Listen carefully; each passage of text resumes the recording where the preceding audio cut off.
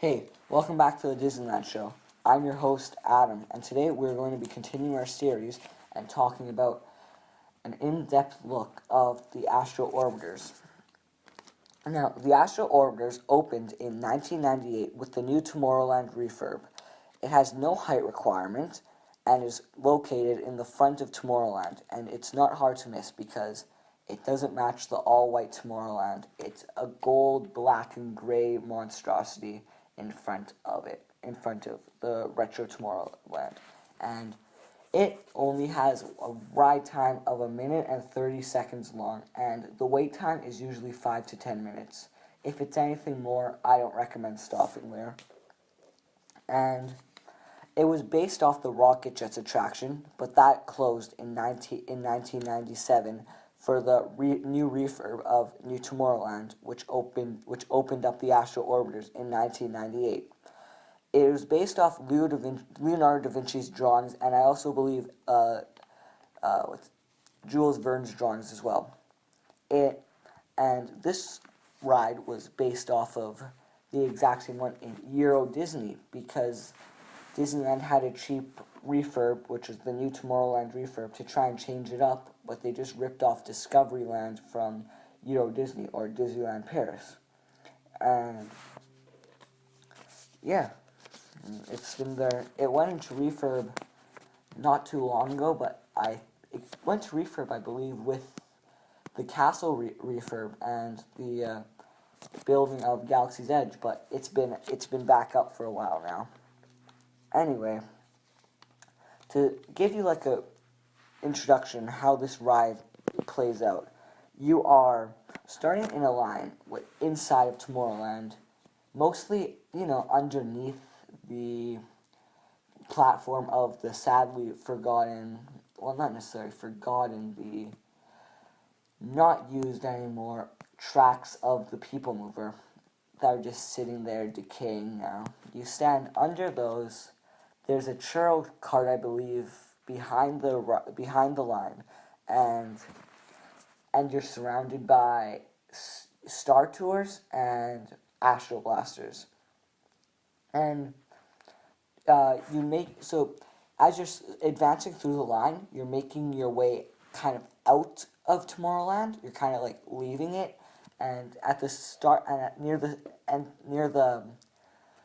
of the line, you will be out of the People Mover track. So you will be mostly out of Disneyland, mostly out of Tomorrowland now, I believe. And when you get into the actual ride, it's a giant circle in the outside, and you, unlike Dumbo nowadays, you still get to pick your rocket ship and which one you want to go into. But they're all pretty much the same, so it doesn't matter. And when you hop in, it's also kind of like a carnival ride. You hear a bell, you start spinning around, and you get the choice to go up and down.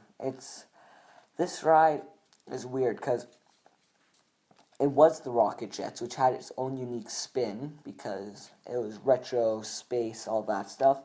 But that was based off of the Dumbo ride, but was just a reskin. But at least it had its own charm.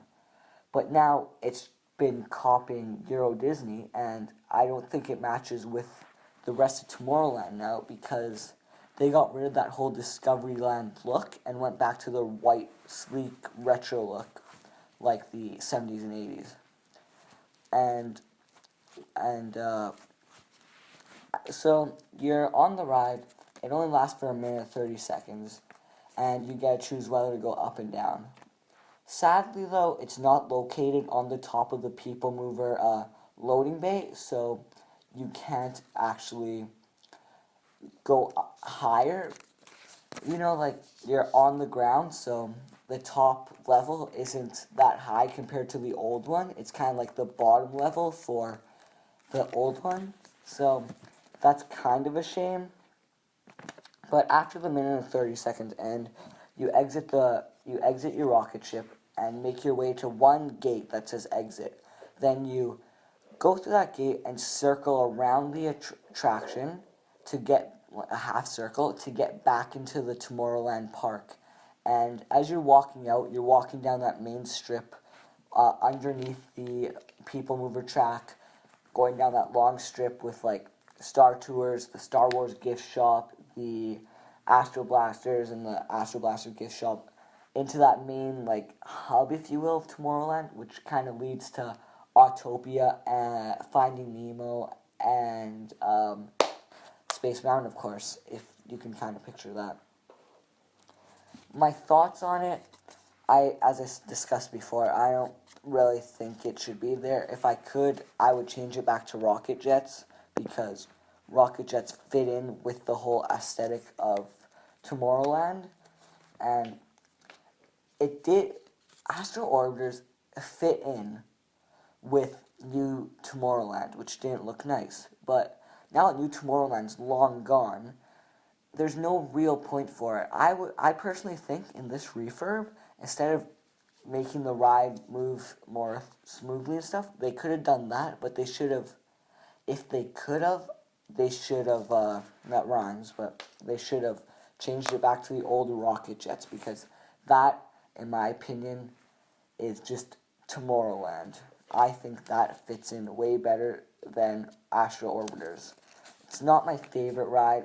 In my opinion, it's a ride that you'd go to while you have a fast pass for like Space Mountain, but you don't want to go all the way to Main Street or on another like Fantasyland ride that never has a long line, like say Mr. Toad or something, because your fast pass is coming up soon. You want something quick to do, because you don't want to look in the gift shops or anything. You want quick minute, 30 seconds before you, maybe you do it once or twice before you head back to your fast pass for Space Mountain. My rating's a standby, because if it's a short line, for sure, go on it. You should experience as much rides at Disneyland as you can.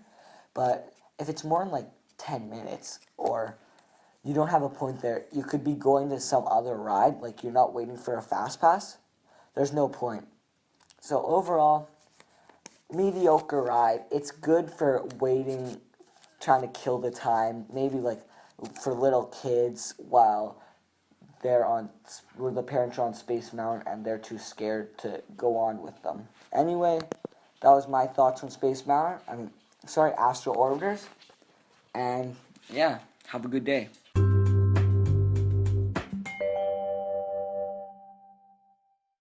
The podcast you just heard was made using Anchor. Ever thought about making your own podcast? Anchor makes it really easy for anyone to get started. It's a one-stop shop for recording, hosting, and distributing podcasts. Best of all, it's 100% free. Sign up now at anchor.fm/new. That's anchor.fm/new to get started.